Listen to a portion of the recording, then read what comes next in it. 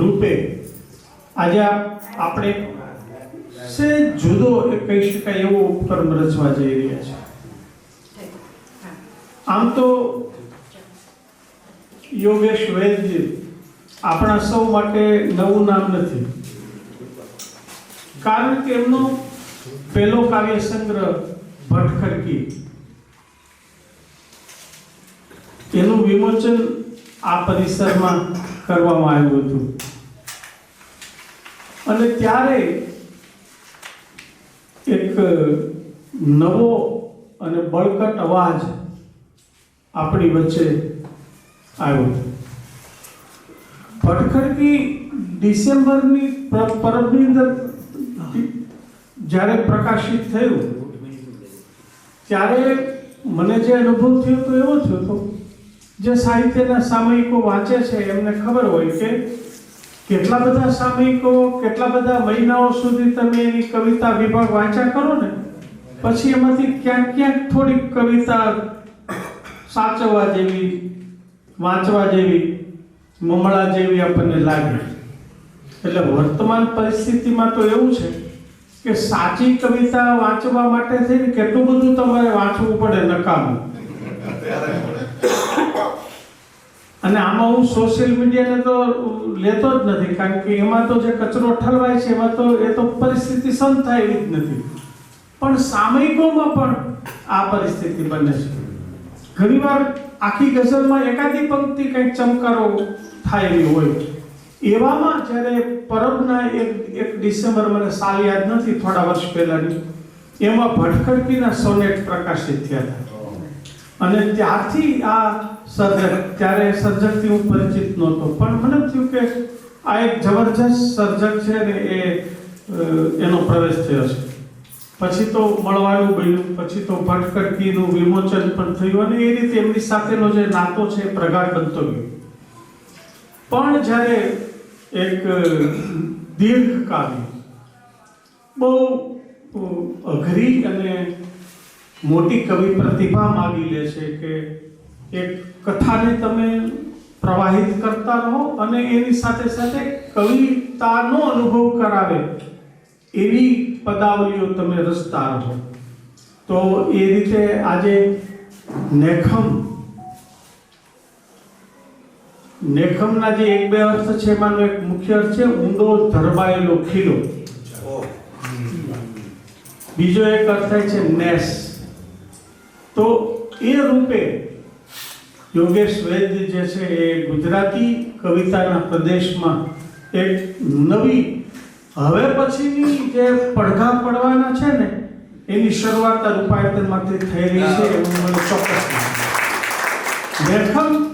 એ લેખમ જ છે, હું એના વિશે વાત કરવાનો છું, પણ એ લેખમને હવે પછી જ્યારે પુરસ્કૃત થશે ને ત્યારે આપણે સૌ યાદ કરશું, યસ, અમે પહેલા ડિસેમ્બર 25માં પ્રકાશિત થયેલા આ કાવ્ય સંગ્રહને અમે રૂપાયતનમાં અમે માન્યો હતો, એટલા માટે અમે આ શરૂઆત કરી રહ્યા છીએ.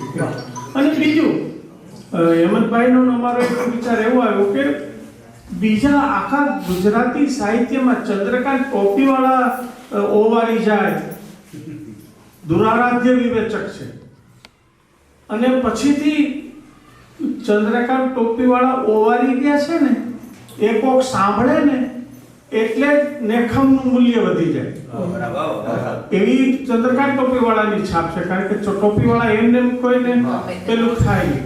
એટલે હવે પછી કેવા પડઘા પડવાના છે એની અંદાજો છે કે આવા પડઘા પડવાના છે. પણ આપણી ભાષાનો આ કવિ, આપણા પ્રદેશનો આ કવિ, આપણા વિસ્તારનો આ કવિ આપણા પ્રદેશની ખુશ્બુ લઈને આવે છે. અને તો આપણે રૂપાયતનમાં સૌપ્રથમ એ લેખમનો પ્રયોગ થાય અને એક અદ્ભુત દીર્ઘ કાવ્ય છે રજૂ થાય, એવા એક હેતુ સાથે યોગેશ વૈદ્યના લેખમને આજે આપણે એમનો કાવ્ય પાઠ કરવાના છે. દીર્ઘ કાવ્ય છે, પણ કઈ રીતે એ કાવ્યને માણવું, કઈ રીતે કાવ્ય પ્રવેશી આપણે તો શું થાય, એવો એક નવો પ્રયોગ, એક જ દીર્ઘ કવિતાનું પઠન કરવાનું આજે આ રૂપાયતનમાં થઈ રહ્યો છે ને એવા ઉપક્રમમાં આપણે આ રૂપાયતન આંગણે ને એક સાથે બે ત્રણ વસ્તુને જોડી દઈએ છું આમાં. થોડી હમણાં તાજેતરમાં પ્રકાશિત થયેલો એનો નિબંધ સંગ્રહ છે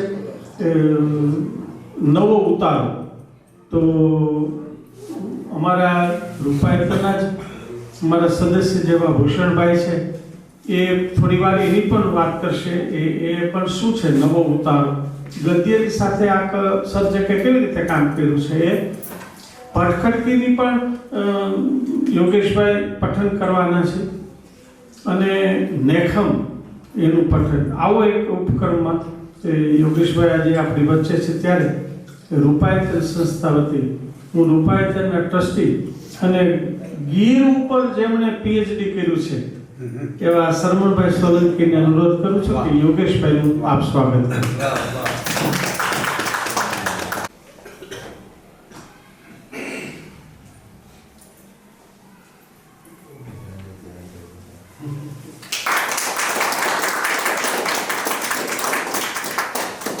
જુનાગઢના આપણા જે ભાવકો છે ને એ અનેક બધી ફોર્માલિટીઓથી દૂર થઈને એ દીપ પ્રાગટ્ય ને અહીંયા 4-5 મહાનુભાવો હોય ને આમ થાય ને એ હવે ધીમે ધીમે સીધો આપણો નાતો સીધું એક ભાવક તરીકેનું આપણું થાય એ બહુ જરૂરી છે.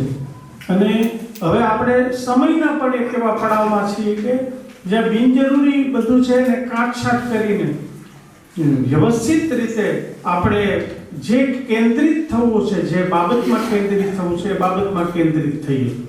અને એવા ઉપક્રમમાં આપણે શરૂઆત કરીએ. સૌપ્રથમ ભૂષણભાઈ છે એ નવો ઉતારો એના વિશે થોડી વાર 5-7 મિનિટ વાત કરશે.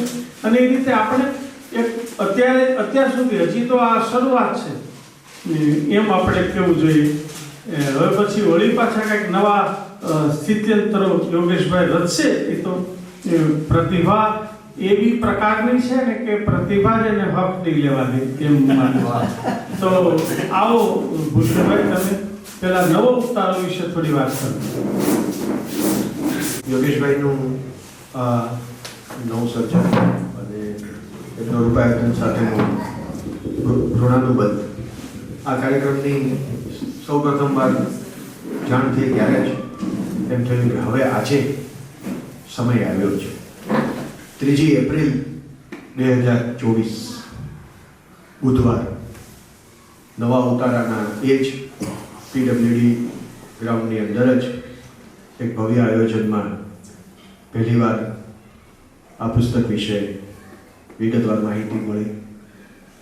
અને ત્યારથી આજે બરોબર 654 દિવસ પછી 17 જાન્યુઆરી 2026 હિંમત ખુલી છે કે આગળ વિશે કંઈ બોલી શકું કે લખી શકું.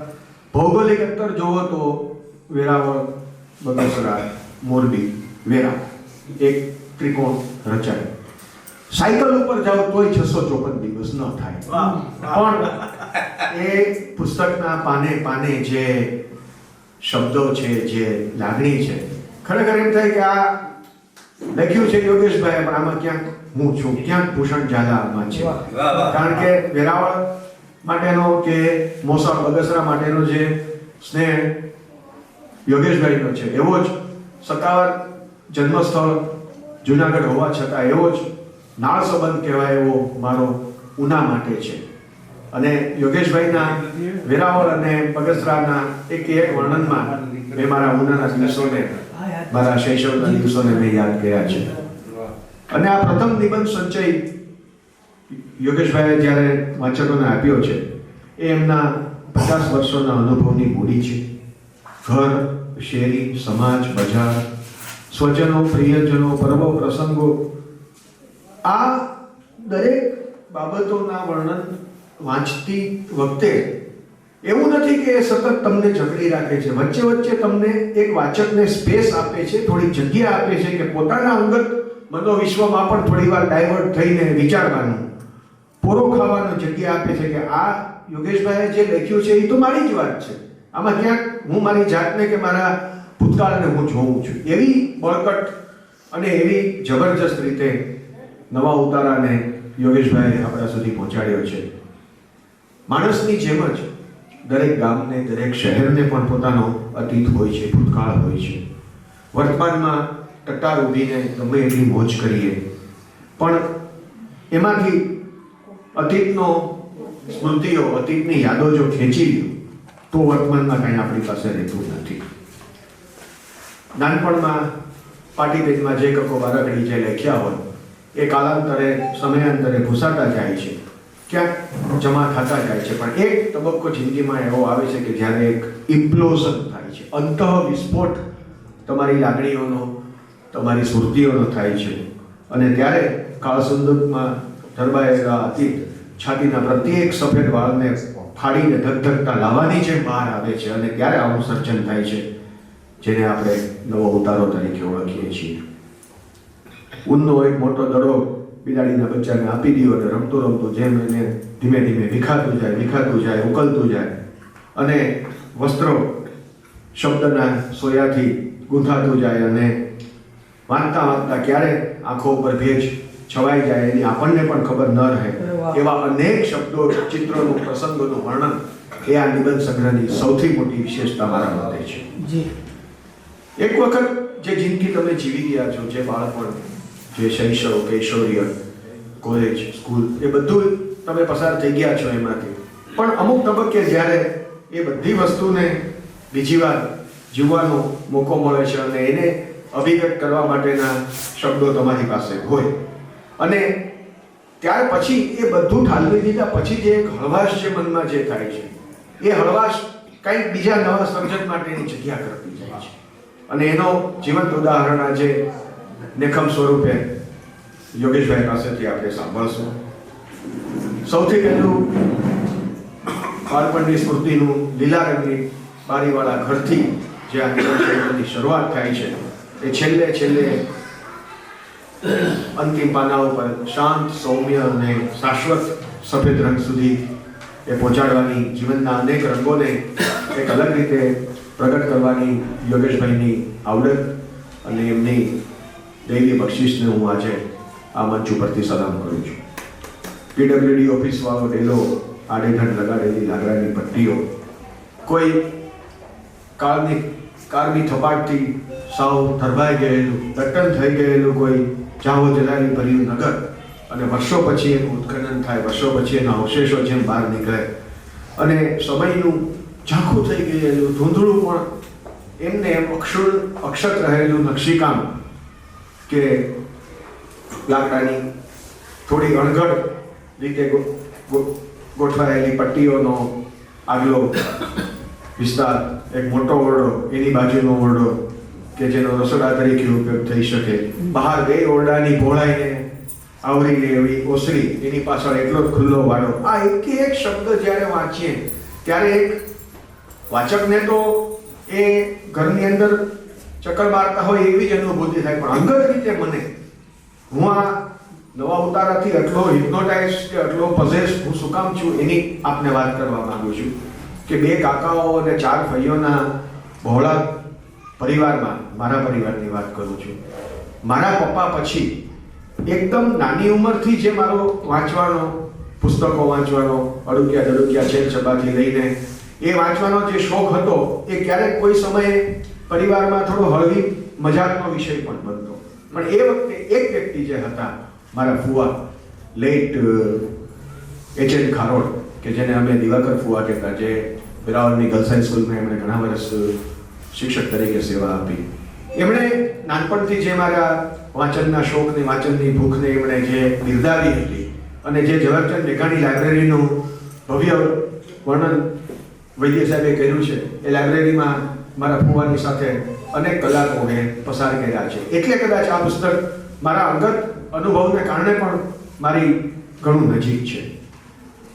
શાળાનું વર્ણન જો કેટલી સહજતાથી અને કેટલી લાગણીપૂર્વક વલ્લભદાસ સાહેબ કે પછી ક્લાસમેટ્સ અમીના, કુસુમ, લક્ષ્મી, રેખા, ઉદય, આચાર્ય શ્રી રાજગીરુ સાહેબ, આ બધાને જે પ્રેમથી અને જે સન્માનપૂર્વક વૈદ સાહેબે યાદ કર્યા છે, પછીના સમયમાં ડિગ્રી અને ડિપ્લોમાની જે કશ્મકશ કે 82% આવે તો ઘરમાં લાપસીના આંધણ મુકાય, પણ એ સંજોગોમાં 82% વાળી માર્કશીટ જ્યારે કોઈને ખબર ન પડે એ રીતે ચોપડીની બેવડમાં સંતાડી દેવી, આ લખવું સહેલું નથી. બધા પક્ષી નથી હોતા કે પક્ષી કોઈને થવાની જરૂર નથી. આવું લખવા માટે એક જીગર જોઈએ, એક ઉચ્ચ કક્ષાની નિખાલસતા જોઈએ. પોતાની જાતને આ રીતે ભાવકો સમક્ષ પોતાના ભૂતકાળને રજૂ કરવો, એને માટે હિંમત જોઈએ. બીજા કાંઈ કરતાં પણ વધારે ડેરિંગ જોઈએ. અને એ અદ્ભુત રીતે વૈદ્ય સાહેબે બતાવ્યું છે. મોસાળની તો શું વાત જ કરવી. કોઈ પણ માણસને કોઈ પણ જિંદગીના કોઈ પણ સમયે એના મોસાળ પ્રત્યેનો જે અનુરાગ હોય છે એ તો એક અલગ જ અનન્ય જ રહેવાનો છે. સાતલડી નદી કે મુંજાસર ડેમની વાત હોય, બાળાપીરની શેરી, રત્નેશ્વર મંદિર, આપણી આંગળી પકડીને વૈદ્ય સાહેબની કલમ આપણને બગસરાના એક ખૂણામાં ફેરવે છે. જે.આર. જોશી સાહેબ જીતુભાઈ સાથે નદીને કાંઠે બેસીને વિક્ટર હ્યુગો અને લા મિઝરેબલ જેવી કરેલી ઉચ્ચ કક્ષાની વાતોનું વર્ણન જુઓ. ચંદુ મામા, ત્રંબક મામા, ભૂપત મામા, પ્રભાકર મામા, એક કે એક પરિવારજનોને કેટલા સ્નેહથી યાદ કર્યા છે. મહેશભાઈ, ભરતભાઈ, નલીબેન, પ્રવીણાબેન. તમે આ પુસ્તક સંપૂર્ણપણે જ્યારે તમારે બીજું કાંઈ કામ ન હોય ને કોઈ પણ પેન્ડિંગ ન હોય કામ, ત્યારે જ આ પુસ્તક વાંચવું એવી એક મારી અંગત ભલામણ છે. કારણ કે ક્યારે એ તમને એક બ્લેક હોલની અંદર શોષી લેશે ને, તમારા આત્માને, તમારી યાદોને ક્યારે એ તમને ખેંચી લેશે ને, એ તમને ખબર નહીં પડે. તમારે એમાંથી આની અસરમાંથી બહાર નીકળતા મને પોતાને 654 દિવસ ત્યાં મેં જેમ પહેલા કહ્યું એમ વાર લાગશે. અને માટીના બધેલા વક્ષ ધરાવતા આવા સ્નેહાળ સગાઓ કે જેમાં સૌના માટે ઉગી પડવાની, ફેલાઈ પડવાની સુવાણ પણ હતી અને એમનો પોતાનો એક અવાવરું અંગત ખૂણો પણ હતો જ્યાં બીજા કોઈ ન સાંભળે એવા દુષ્કાઓ પણ હતા. આવા જાજરમાન વડીલો અને મોસાળની વચ્ચે ઉછરેલા એક વ્યક્તિએ જે આપણને આપ્યું છે એને માટે હંમેશા ગુજરાતનું સાહિત્ય જગત એમનો આભારી રહેશે.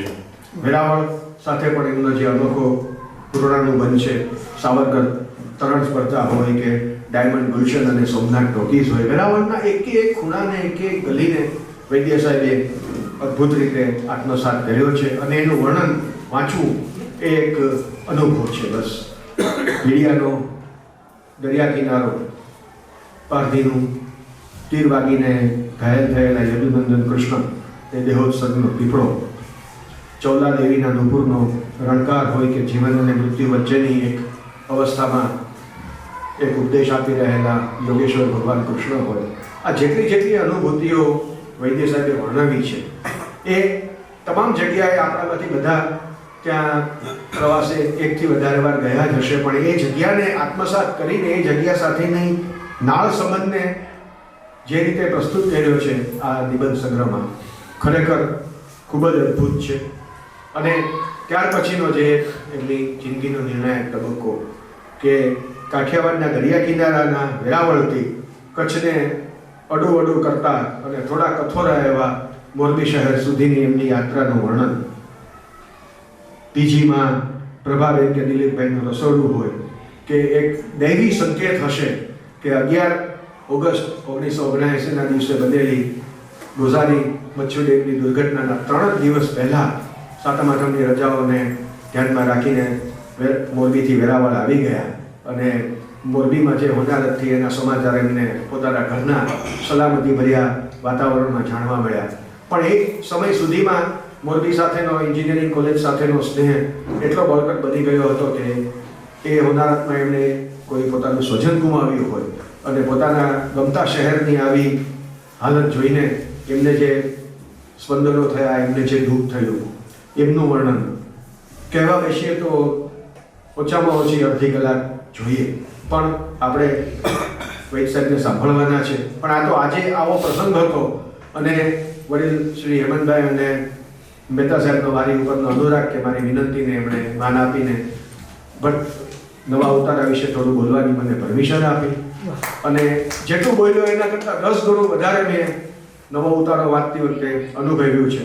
પણ એ કદાચ મારી પોતાની બિરાદ છે તો એ હું મારા સુધી રાખું એવું.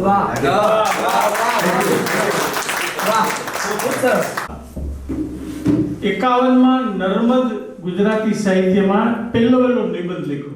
15 વર્ષની ઉંમર હતી. મંડળી મળવાથી થતા લાભ. ગુજરાતી સાહિત્યનો પહેલો નિબંધ 1851માં.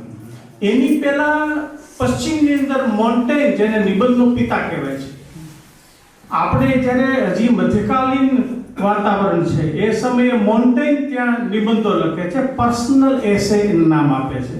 અને એમ લખે છે કે હું મારી જાતને આલેખું છું.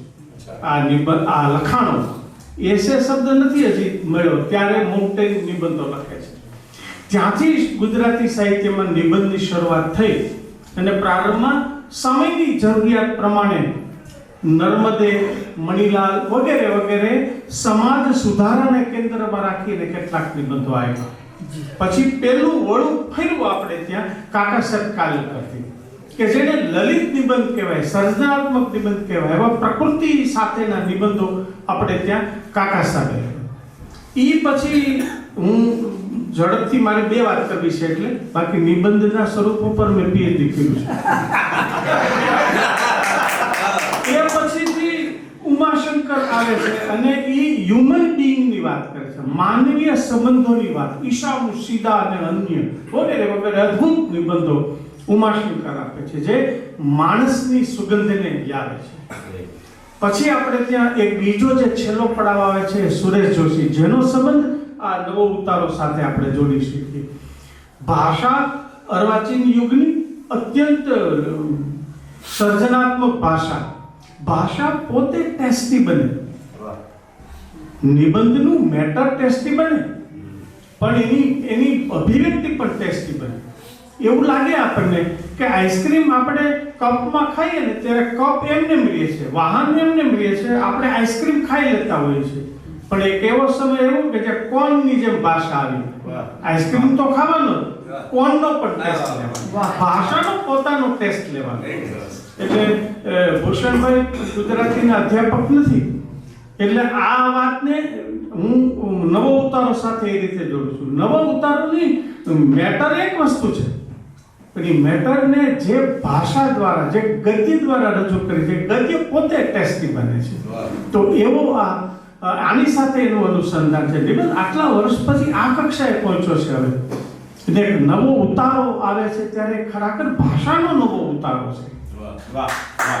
આ એવી રીતે આપણે એનું મારે થોડી વાર લેખમ વિશે વાત કરવાની છે અને હું એવી રીતે વાત મૂકવાનો વિચાર કરી બેઠો છું નક્કી કે લેખમની આખી વાત સ્ટોરી મારે કહી દેવાની નથી. હું તમને એવી રીતે થોડી લેખમની વાત કરું છું કે તમને યોગેશ વેદ હવે ક્યારે લેખમની વાત કરે એની ઉત્સુકતા થાય. એવા હેતુ સાથે મારે થોડીક લેખમની વાત કરવી.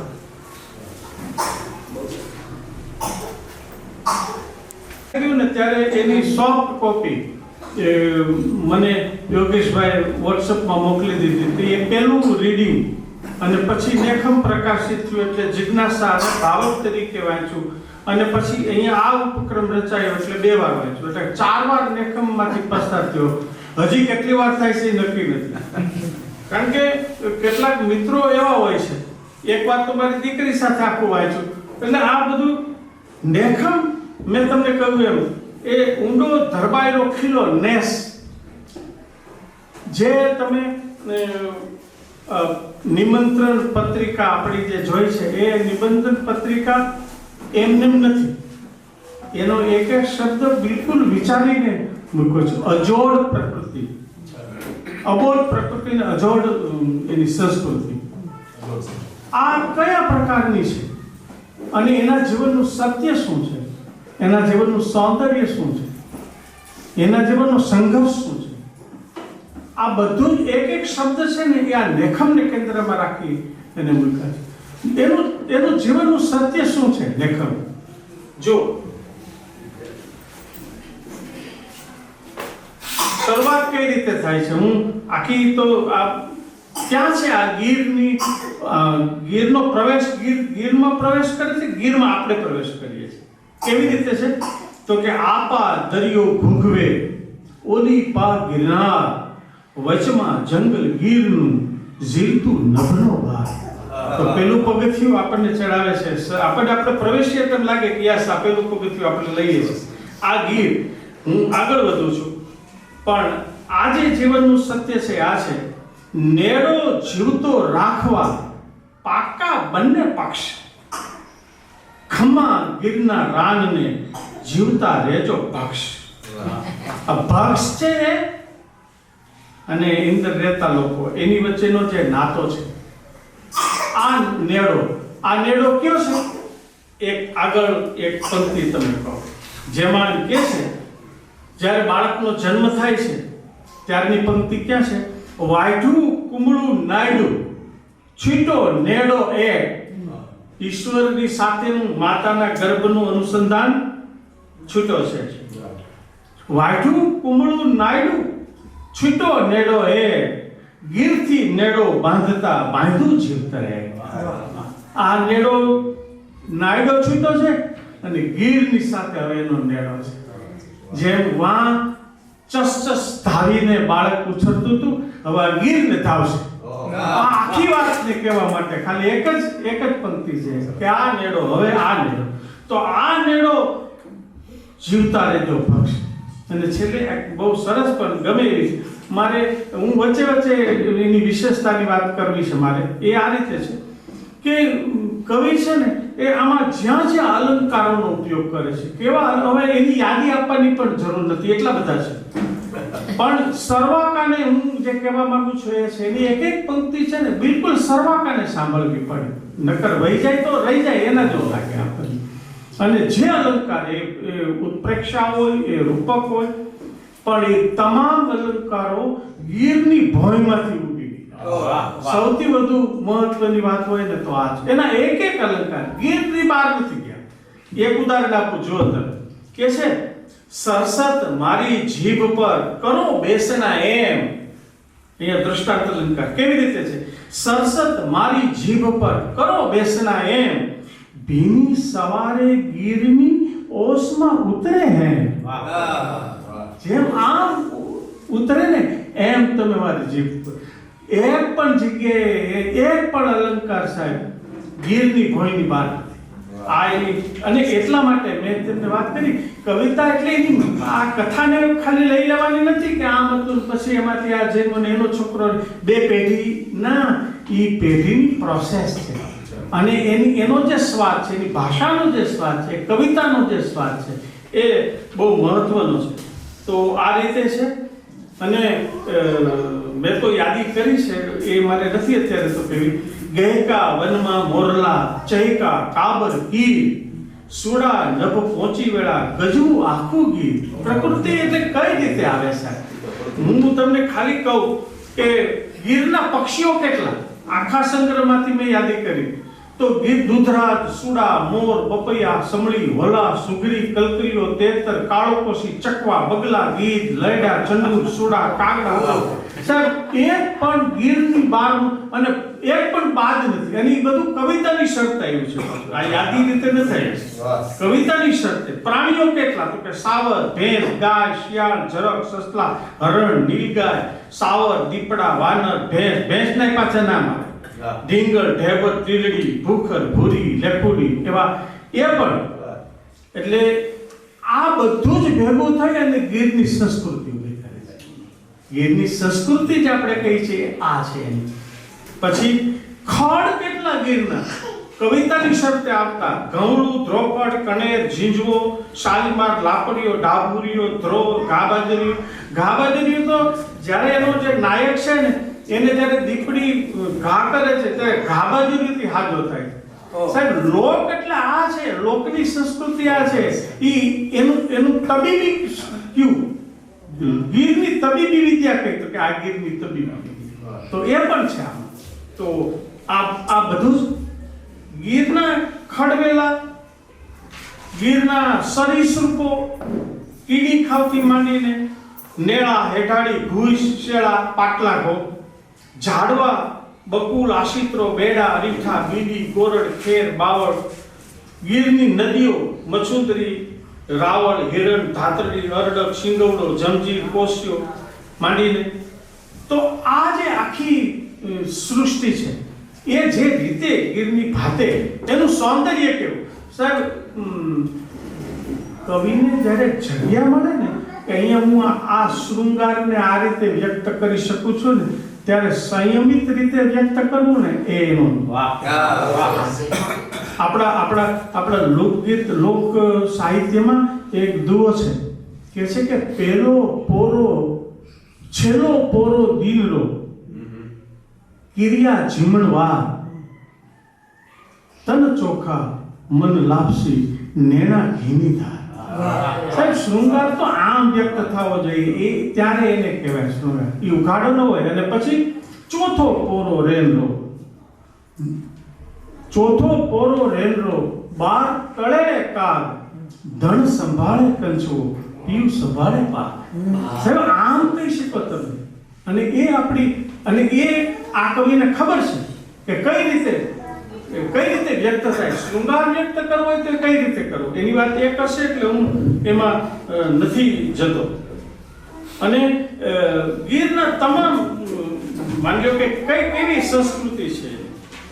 જો છઠ્ઠી થાય ખીમાણની તો પીપળાના પાન તો છે જ પીપળના. અને એનું એક સત્ય છે, એ છોકરાને જે કહે છે ને સાહેબ, ઈ આ છે, હરસુર શીખવે પૂતને ગીરમાં રહેવું કેમ. આ સાહેબ એને બાળપણમાંથી શીખવાડવામાં આવે છે કે જો આમ રહેવાનું છે, ગીર એટલે આ છે કે છે સંગર ઉના હાંડલે હજો માપમાં ભૂખ ગીર કણકણથી ગાભણી એના અક્ષત રેજો ખૂબ. જોજે ગીર છે ને એ વાંજણી નો બની જાય. તમે એવી રીતે ગીરને ન કરો કે ગીરના કોઈ વનસ્પતિઓ એના ફળ ફૂલ છે એ પછી ભૂતકાળ બની જાય, એની વાંજણી કુખ ન થઈ જાય. પછી કે છે ગીરની સંપત ગીરની પાકી પાળવી પાકી આણ ભૂખવીણ કદી ન સોરવા બોર કરમતી રાણ. ભૂખવીણ જેટલું જોઈએ ને એટલું જ ભૂખવીણ કદી ન સિંગરવા. અને પડેલ કેડે ચાલવું કેડો ન ચતરાય. મનખાના પગલા પડે ત્યાં ભોયને લીલી થાય. આ ગીરનું સત્ય છે. એ આવતી એક એક પેઢીને આપતી જાય છે આ પેઢી કે જો આ છે, આમ રહેવાનું છે આપણે ગીરમાં. અને બીજું સાહેબ એને ભક્ષણ થાય છે એનો એને રંજ નથી જાય. એ છે એને શરૂઆતમાં જ કીધું છે, એને નેડો જીવતો રાખવા પાકા બંને પક્ષ. આ બંને પક્ષ પાકા છે, નેડો જીવતો રાખે. અરે એ નવચંદ્રી ભેંસથી ઢેરવા છે એને વનરાજને, અને એ પણ છતાં એને નથી તો એવા કોઈ હિંસક પશુ પ્રત્યે એને પોતાનો દુર્ભાવ વ્યક્ત કર્યો નથી, એને કોઈ ત્રાગડો રચ્યો કે નથી એને મારી નાખવા માટે કોઈ કોશિશ કરી. આ છે પાકા બંને પક્ષ છે સાહેબ. આ છે જે અકુપારની મને કહેવા દો કે સાહેબ આ ગીરની અંદર ઠીક છે આ બધું થઈ રહ્યું છે. હમણાં યોગેશભાઈ કહેતા હતા કે આ ગીર એટલે આ નથી, સિંહ દર્શન આમ કરીને કરવા, એ ગીર નથી. ગીરની પોતાની એક કહેવા છે, ગીરનું એક પોતાનું એક સુગંધ છે, એ જુદી રીતે અહીંયા વ્યક્ત થાય છે. અને ચિત્રાત્મકતા પણ એટલી છે. અને આમ બધું થતું થાય ત્યારે થાય શું? બહુ સરસ પંક્તિ છે. સડસે હાડ અણવરું ફોલી કાશે જંગ પાછો વળશે ગીરની ભોમાં ગીરનો તન. આ ચક્ર છે ચાલ્યા કરશે. જેમ અકુપારમાં કહે છે ને ખમા ગરી, પોતાની પ્રિય જે ગાય છે એને જ્યારે મારણ કરે છે ત્યારે એ ગીરના લોકો શું કહે છે? ખમા ગરી, ગાય ખમા. આ ચક્ર ચાલે છે જેવો જીવશ્ય ભોજનમ. આ ચક્ર નિર્ધારિત છે ગીર, અને એનો અફસોસ પણ નથી એમાં રહેતા લોકોને. એ એના જીવનનું સત્ય છે, એ એના જીવનનું સૌંદર્ય પણ છે. તો એ રીતે એમણે લીધું છે. હું કેટલીક વાતને જવા દઉં, પણ મને જે ખાસ સિંહના બચ્ચા મોટા થાય ત્યારે એના વિશેનું એક નિરીક્ષણ જુઓ કવિનું કેવી રીતે હોય. કે છે ડગમગ હાલે આજ જે કાલ કરશે રાજ. આ કાલ રાજ કરવાના છે વનમાં એ છે. તો માતાજીને કુલેર વધારીને જે થવાનું એની જાન જાતી હોય એના આખા વર્ણનો. લગ્ન થાય, બોરને બોલાવાય, નોતરા દેવાય, આવડના ફૂલથી પીઠી ચોળવામાં આવે, લાપસીના આંધણ મુકાય, હરકપુદડો વાયરો, એમ કવિએ લીધું છે. આ બધી જગ્યાએ એના સમાચાર હરકપુદડો વાયરો છે. થાંભલી રોપાય, જાનડિયું ગીત ગાય, એને ઝીલતું રાન, એમ શબ્દો વાપરે. તેને રાન ઝીલે છે સાહેબ, જંગલ ઝીલે છે એને. મીંડળ બંધો હાથ હોય વરરાજાનો, હાથમાં એની તલવાર હોય, અણવરના હાથમાં રેશમી ધડકી લઈને લુણાગરી પોખણા થતા હોય, નાક ખેંચવાના, ટાચકા ફૂટતા હોય, લટકતા પકવાન હોય, બાળ લગ્ન છે. આ એની અહીંયા જ્યારે કવિ, મોટી વાત શું હોય છે ખબર? કવિ આપણને જે દ્રષ્ટિથી બતાવવા માંગે છે ને એ જ આપણે જોઈ શકવાય. કવિ આપણને એક દ્રષ્ટિ આપે છે કે આ દ્રષ્ટિથી જુઓ, અને એની તાકાત પણ છે કે તમને એ દ્રષ્ટિની સાથે લઈ જાય છે. તમને એ બાળ લગ્ન એવું નથી લાગતું, તમને એમ લાગે યસ આ એની સંસ્કૃતિ છે, મામા ભાડેજને તેડીને આવે પછી વયું જાય. પણ જ્યારે આણું વળે અને એના જે સંકેતો છે સાહેબ, કવિએ કેટલી મહેનત કરી છે, આનું ફિલ્ડવર્ક કેટલું કર્યું છે. તમે એના વૃક્ષોથી માંડીને, જે આપણે કીડી ખાવથી માંડીને બધું એને કેવું કર્યું છે એ આપણે જ્યારે સમજીએ ને ત્યારે આપણને લાગે કે પેલી જે બેઠી પહેલવેલી ના રજસ્વલા થઈ છે એનો સંકેત કરે છે. હવે આણું વાળવાનું થયું છે, અને જ્યારે આણું વાળે છે, આણામાં શું શું દે છે એ એની સંસ્કૃતિ. નવચંદ્રી ભેંસ આપે છે, તોરણ, ચાકડા, ટોડલા, ઓછાડ, આભલાવાળા, વીણા, રોટી, શ્રીફળ, અને એમ કરી જાય છે. એની ભેગી નવચંદ્રી ભેંસ પણ જાય છે. આ ગીરની સંસ્કૃતિ છે. તો જ્યારે હું તમને કહું છું એ આ છે. અને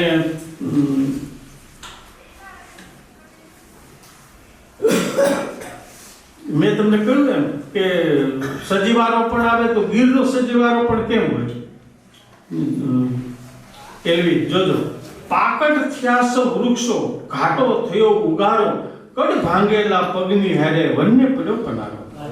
પગ કડ ભાંગેલો પવન છે, પણ કેવો? કડ ભાંગેલો પવન છે. તો આ આખું એની ગીરની બહાર કઈ નથી. કલ્પન કેવી રીતે આવે? જે ઇન્દ્રિય ગ્રાહ્યતા પ્રગટાવે. પંખી બોળી ચાંચ જરામાં, ઝીલા આભને ઠોલે, કાંઠા પર કલકલિયું ગીરના તડકાને કરકોલે. તો આજે જે તડકો કરકોલવાની ચીજ નથી, અને એ કલ્પન દ્વારા એને કરકોલી બતાવે છે. તો આ એક સરસ મજાનું કલ્પન આમાં અનેક જગ્યાએ તમને જોવા મળે.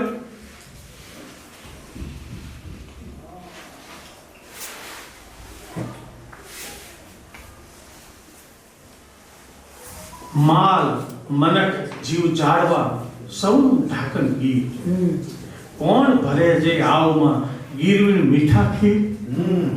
ગીરવીના આની અંદર કોણ આ મીઠા ખીર, દૂધ કોણ ભરે? ઈશાનમાં ગોરંબો ગેગડો ડબ ફાટ્યું કડડ. સાહેબ ચાકચક એની પાસે શબ્દ છે કવિ પાસે. એ એવી રીતે વાપરે છે ડકાર ને થડકાર વાળા શબ્દ, જેથી કરીને તમને પડતો વરસાદ સાગ ઉપર જે આખો થતો હોય ને એ તમારી સામે આવે. એટલે હું જે કહેવા માંગતો હતો એ આ હતો કે ગીરની પોચટ માટીને કઈ કરોડ કૌતુક લાગ્યા, આળસ મરડી નવ અંકુરે ભોમાંથી માથા કાઢ્યા. એ જે સજીવારો પણ કઈ રીતે આપણી સામે મૂકે છે. તો શૃંગારને કઈ રીતે મૂકે છે હું તમને વાત કરતો હતો. કે છે ઢાળ્યો ઝગમગ ઢોલિયો, દીવડે ઝલમલ જ્યોત, ખીમરે કસ સરકાવતા, ફફડી ગુઠા કપોર. સાહેબ વાત ના લગી લઈ અને પછી વાત ના આવતો ફોકસ કરી નાખે, બહાર લઈ જાય છે. તો આ રીતે કઈ રીતે મૂકવું એને. અને પછી બીજે દિવસે ગીરના માનો કે એકદમ નવા, બહુ નાજુક નાના એવા દંપતી, એની શૃંગારની ક્રીડાઓ કેવી હોય? એટલું નાજુક ચિત્ર છે. કે છે વિજલ ઉટકે ઠામડા, ખીમરો સામી ભીત, ખીમરાને ખીજકાવા વિજલ શોધે રીત, નભતી સૂરજને જીરો, ચકચક થાળી માય, સામુ ટીકતા ખીમરા ચહેરે પાડી જાય. આખું ચિત્ર તમારી સામે થઈ જાય કે નાની એવી વહુ આમ, અને ગીર એનો દેશ, એના ઠામડા, અને એમાંથી એના પતિને જ્યારે આમ અડપલાની થઈ એની રીત કેવી હોય? ગીરની રીત આ છે. અને એ પકડવું સાહેબ એક આવું ઝીણું દ્રશ્ય ને એ એની એક કવિ તરીકેની ખૂબી છે. અને હું જવા દઈશ થોડું. અને છેલ્લી વાત જે મારે કરવી છે, દીકરી વિશેનું કે છે, દીકરી રંગ મા બાપની, દીકરી જલતી જ્યોત, ટોડલિયા જીવતા કરે, ઉડતા કરે કપોત. આ એકદમ દોરો અને રોળ આપણા લોકના જે કહેવાય એવા છંદોનો કવિએ ઉપયોગ કર્યો છે. એ પણ જોવા જેવું છે એનું. તો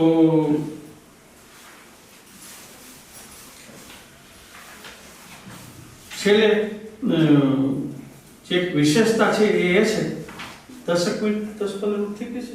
વધુ થઈ ગયું. તો છેલ્લી વાત એ છે કે જ્યારે પાછળના ભાગમાં જ્યારે અંતમાં યોગેશભાઈનો વારો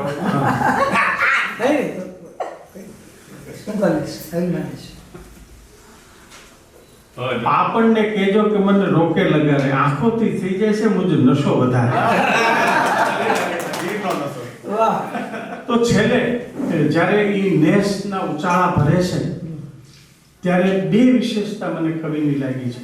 પહેલી તો એ કે ક્યાંય ટોકેટિવ થઈ અને ન્યાયાધીશ બનતા નથી. ન્યાયાધીશ નથી બનતા.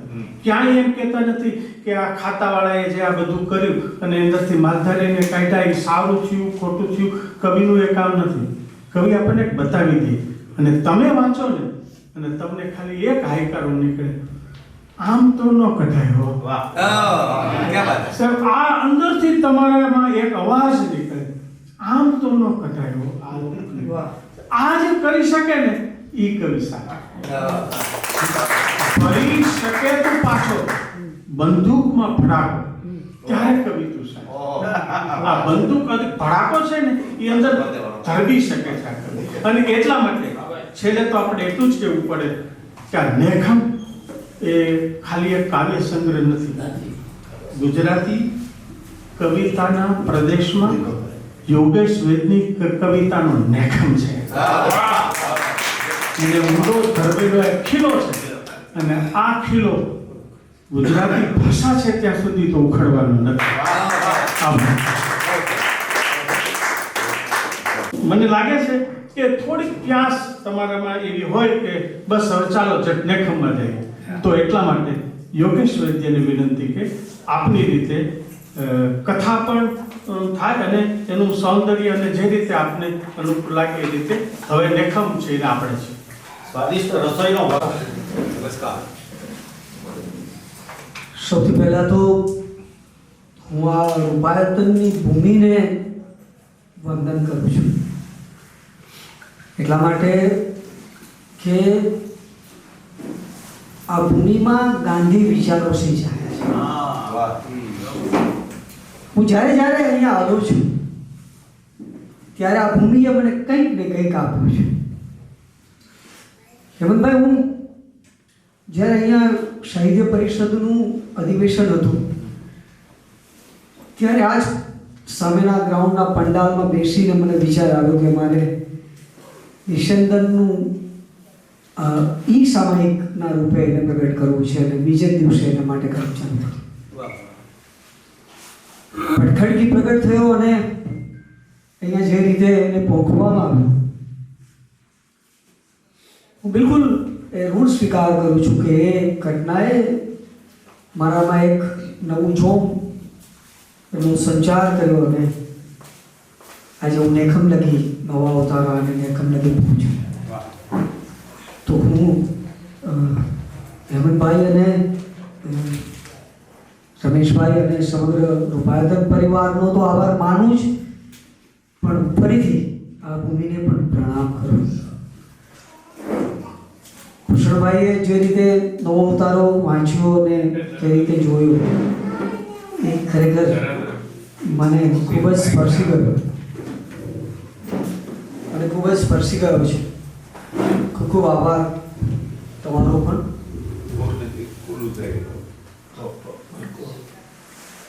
હું બીજી વાત ન કરતા મારી કવિતાને જ આપની વચ્ચે મૂકી રહ્યો છું. થોડી ધીરજ અને તમારા કાન ફક્ત અહીંયા આવજો. બાકીનું બધું કામ કવિતાના જો એનામાં દૈવત હશે તો એ કરી લેશે. આપા દરિયો ભૂખવે ઓલી પાગીરનાર, વચમાં જંગલ ગીરનું ઝીલતું નભનો ભાર. ખખડે સુક્કા પાંદડા અને રખડે રૂખડ મરુત, જન્મી જીવ મરતા રહે ને મૂંગી બદલે રૂત.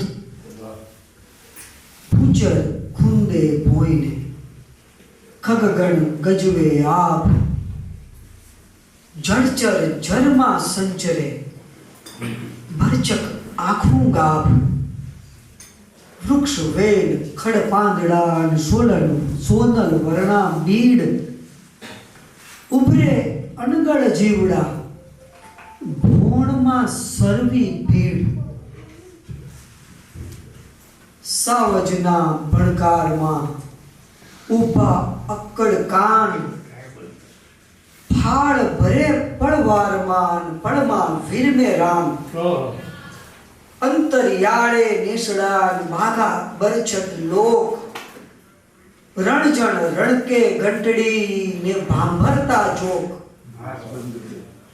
માણસ વનના અંકમાં ને ઉભઈને કાજ, દૂજણી બગરી ભેંસથી ધરવ્યા છે વનરાજ.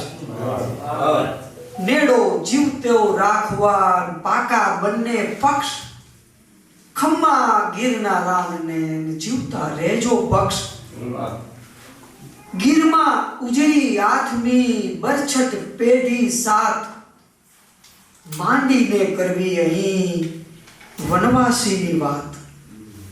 સરસત મારી જીભ પર કરો બેસણા એમ, ભીની સવારે ગીરની ઓશમાં ઉતરે હેમ.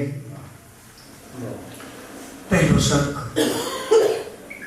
કે થથર્યું પેડું ઉપડી બેજીવ હીરને વેણ, નેસ સોસરું દોડ્યું દાયણ માટે કેળ. વડા ઢુંગલે ઓઢણા દલવલ ધ્રુજે હીર, દાયણ પૂગે અબઘડી હમણાં ભાંગે પીર.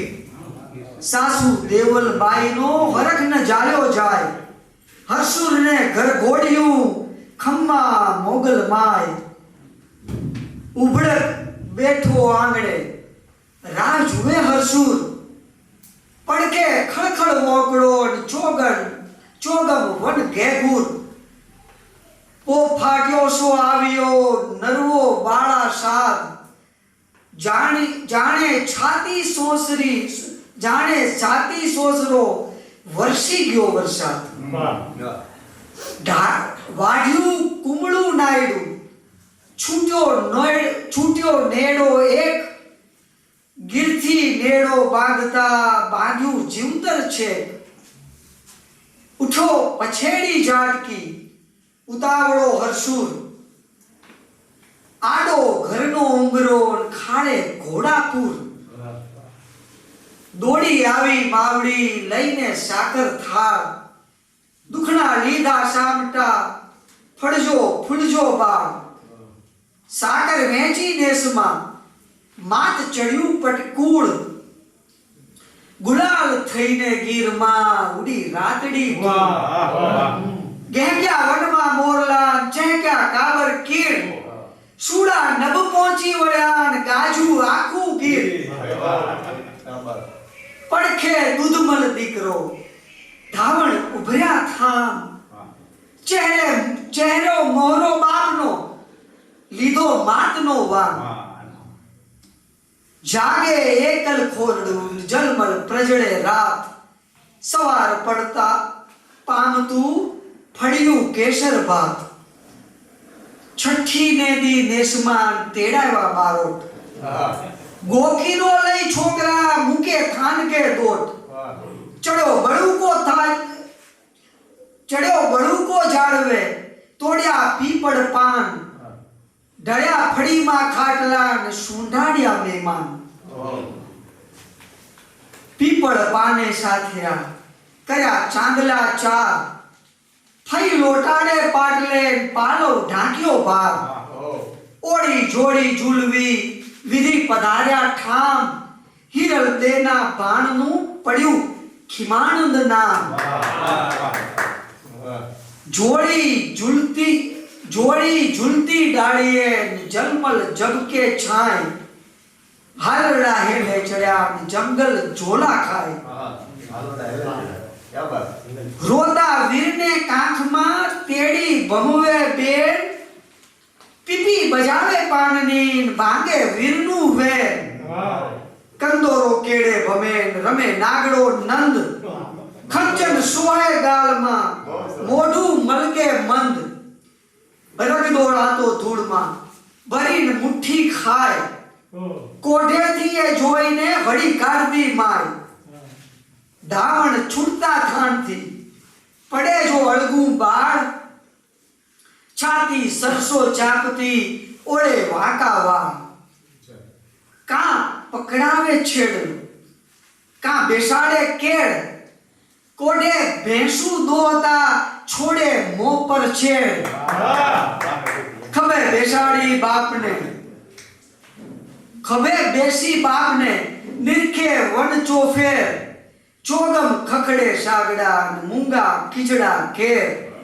શિયાળવા લાડી કરે ગાજે સાવજ ઊંઘ દિવસે શકરા ત્રાટકે રાતે પ્રસરે ગૂક બુઢિયા નેખમ સાચવે બાયુ બથવે નેસ જુવાનડા ભેગી કરી ધુએ ધમારે ભેંસ ખભે ખભે પછેડી ધૂંધળી ને કડિયાળી ડાંગ ગાય ભેંસ વચ પાડરા ચરવે ગીર સુવાંગ પહેલો વહેલો નીકળ ખીમરો નેસની બા બાપે જાલી આંગળી ને હાલ્યા વન મોજા ખભે લટકતી દેગડી અચરજ આંચી આંખ ગીરના નભને પામવા ફફડી ફડફડ પાંખ માલ ઢોર ઢોરે ચડે અને હરસુર પોરો ખાય ખીમરો વનમાં સંજરે પોષે વનની માય હરસુખ શીખવે પૂતને ગીરમાં રહેવું કેમ ભરો ફાટ તો ધૂળની અણબોટ્યું ગીર હેમ સંગરવું ના હાંડલે હજો માપમાં ભૂખ ગીર કણ કણ થી ગાભણી એની અક્ષત રહેજો કૂખ ગીરની સંપત ગીરની પાળવી પાકી આણ ભૂખવીડ કદી નસોરવા બોર કરમદી રાણ પડે કેળે ચાલવું કેળો ના છતરાય મનખાના પગલા પડે ત્યાં ભોય ન લેવી થાય ગીરની સંપત ગીરની પાકી પાળવી પાકી આણ ભૂખવીડ કદી નસોરવા બોર કદમદી રાણ પડે કેળે ચાલવું કેળો ના છતરાય મનખાના પગલા પડે ત્યાં ભોય ન લીલવી થાય હીરને હરસુર પૂરતા પાથી પાથી તેલ ચસ ચસ વીઠળાતી રહે ખીમરાને વનવેલ જુગુપ્સા એક એવો રસ છે જે અહીંયા મેં કવિતામાં એને કવિતામાં ઢાળવાની કોશિશ કરી છે. જુઓ કઈ રીતે કે ઢોરા પાછળ સાવજે મારી દી એક ભેંસ છોકરડા જોવા ગયા હતો ના આગો નેસ ચીરી ભેંસના પેટને સાવજ સંપી ખાય લોહી નીગળતા પાછળા મોઢું ખાલે માય બાજ્યા સાવજ સામટા ખેંચી કાઢે ખાલ ચૂથે બચોળા માસને બાગડ મોઢા લાલ માથું ધૂણવે બિહામણો ચોગમ ઉડે રુધિર રહી રહી સાવજ હુંકતા પડછંદો દેખી ઝરખું આવ્યું ક્યાંથી ખાવા મુર્દલ માંસ સાવજ ગુરકારા કરી ચડવા ના દે પાસ ઉખાડું કડવાકલું મોથી પડતી લાળ ગીર આખું રખડ્યા કરે લઈ મડાની ભાળ ભૂખ ભાંગી સૌ સાવજે, લંબાવ્યું છે છાય, ખુલ્લા મોથી કાગડા માંસ ખોતરી ખાય, જરખું કરતું કાવકા, પહોંચ્યું મારણ પાસ, આંતરડું મોંમાં લીધું, ખેંચ્યું લોચો માંસ,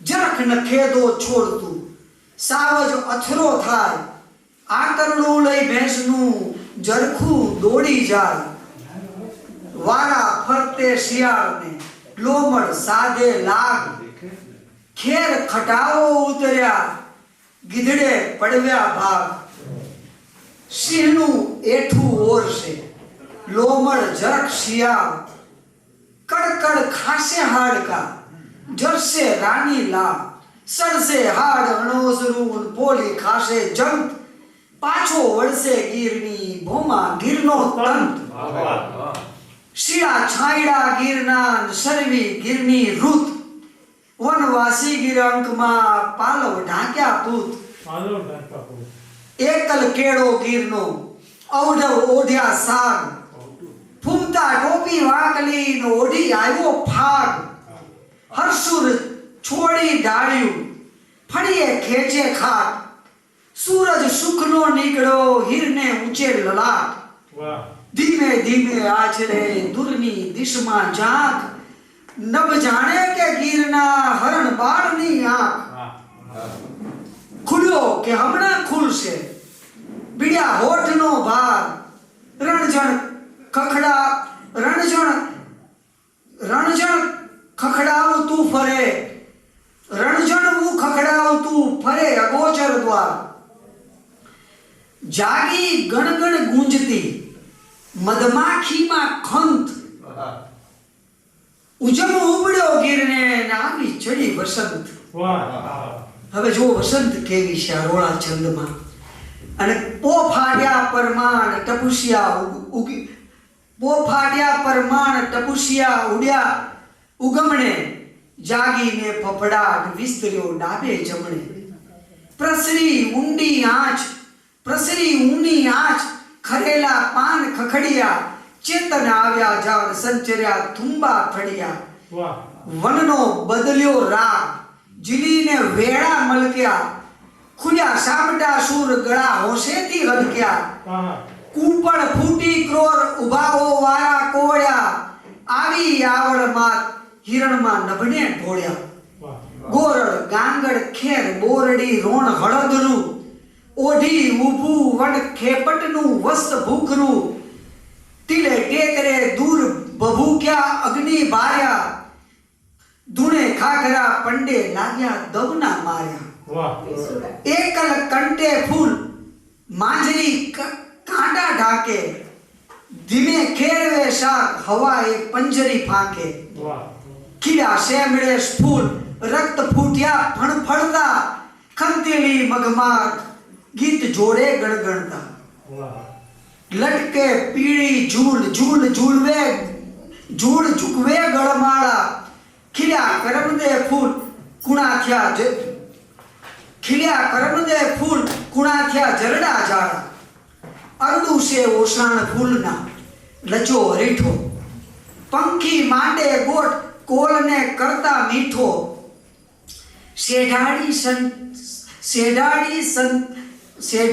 સંતાઈ સંચરે સરકે એરું, કીડી મકોડા ભોંય ખોતરી અડકે, કીડી મકોડા ભોંય ખોતરી ખડકે દેરું, કાઢ્યું ડોકું બાર આળસુ પાટલા ઘોયે, પલટણ નીકળી બાર સંઘરીતી છે ભોંયે, છટપટ ટૂંકા પૂછ હલાવી હરણા હાલ્યા, મૂંગા મંતર બીડ સાવજે ગરદન જાળ્યા, માથે ચોખ્ખું આભમાં સમડી તરતી, સાચવતી થડકાર સમષ્ટિ જીવતી મરતી, છોગાળા ચિત્રોડ ચહેકતી ચંડુલ ટોળી, પૂછડીઓ દૂધરાજ પૂરે નમળી રંગોળી, વનની કાચી ગંધ પ્રસારે પોપટ સૂડા, ઉડી લડેરા પટ ગજવી નાખે આ પૂડા.